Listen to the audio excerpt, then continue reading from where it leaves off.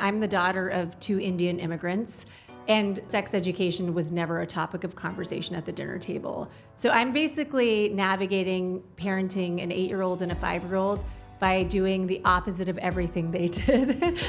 And it's so funny because my mom follows me on Instagram. I recently had to limit her because she's not into the open dialogue about sex education. She doesn't want to see vulva when she opens up her phone. No. Yeah, and got it. She saw a reel that I posted a year or so ago, and that's when I had to partially block her because she was like, I can't How believe- are you talking about this on Instagram? I can't believe you're talking to your daughters at this young age about their periods.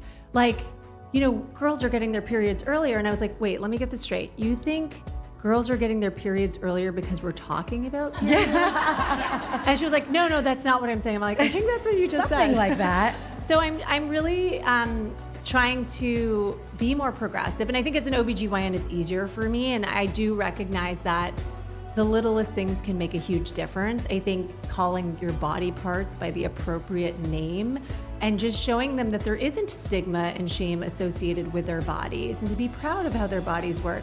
My daughter, goes to school in Brooklyn and she's 8 years old, 2nd grade, and their science teacher sent out a communication about how they have a health unit where they're gonna talk about reproduction, and the parent chat was like lighting up. Everyone was up in arms.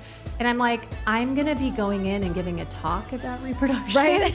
And then it became very silent. You're like, I'm actually the guest speaker. It was my idea. I'm part of the problem. I'm part of the problem. So everybody relax. But I do think it's important. I think we need to be teaching our daughters about the biological clock earlier, not in a fear-mongering way, but I just think that the way we've been doing things has gotten us to the place where we're at now, and we do have to think about it in a radically different way. And I think it's about open communication, early education, being an open book,